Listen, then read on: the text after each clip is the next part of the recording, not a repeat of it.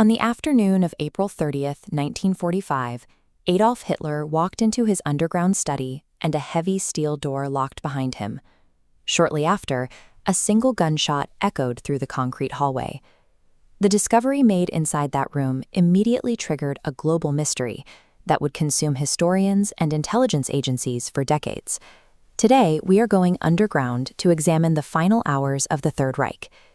The suicide in this subterranean office capped off a devastating world war, but the bizarre handling of the evidence immediately afterward set the stage for an elaborate cover-up, fracturing the fragile post-war alliance almost the moment the guns fell silent. By late April 1945, the surface of Berlin was a shattered wasteland.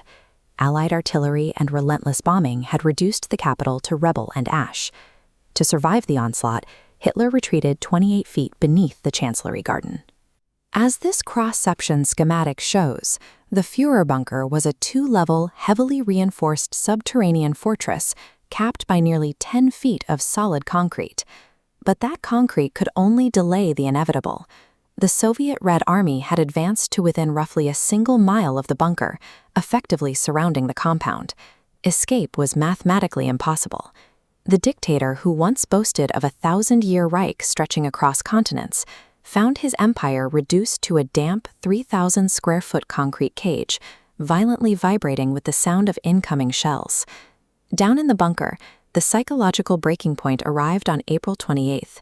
Dispatches informed Hitler that his fascist ally, Italian dictator Benito Mussolini, had been captured and executed.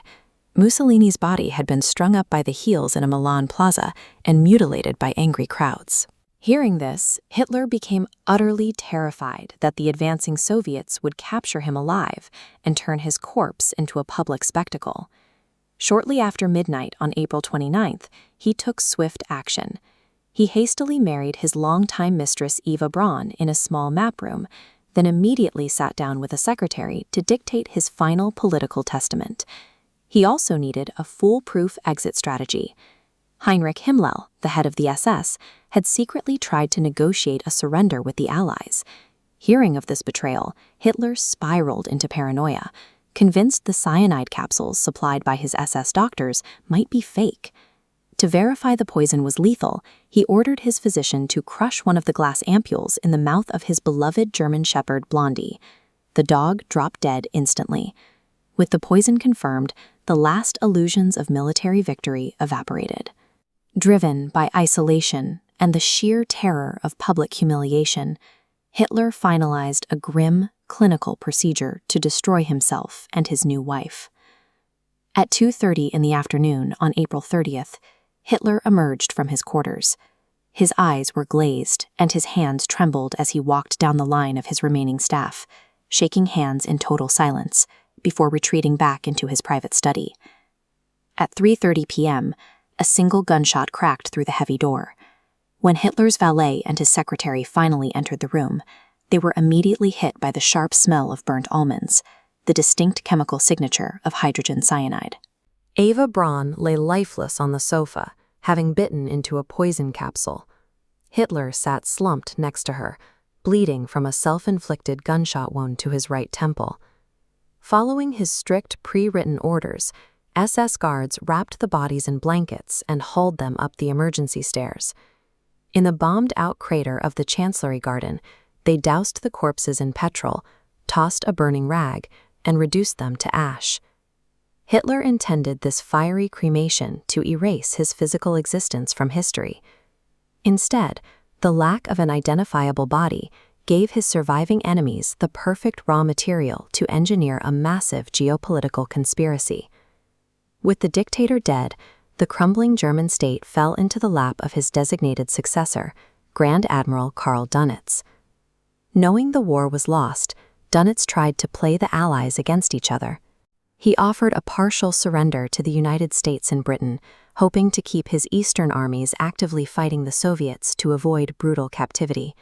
General Dwight D. Eisenhower saw right through the tactic.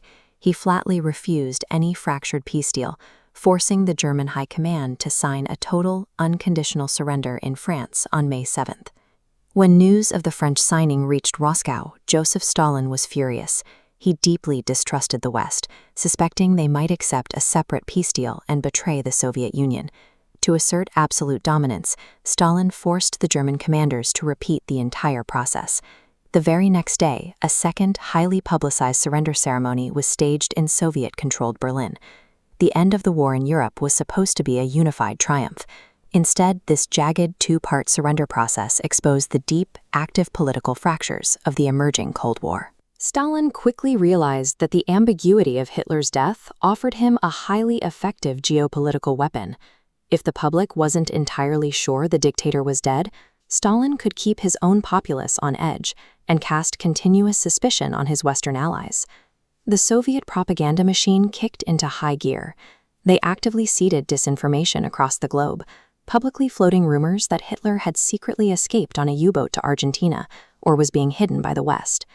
But behind closed doors, Stalin knew exactly what happened. Days after the suicide, Soviet counterintelligence agents had sifted through the chancellery dirt and recovered a charred jawbone from the exact shell crater where the bodies were burned. Soviet investigators tracked down Hitler's captured dental assistants.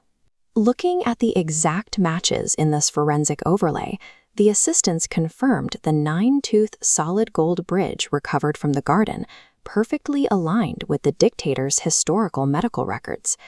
The grand escape was a manufactured lie, kept locked tight inside Soviet archives.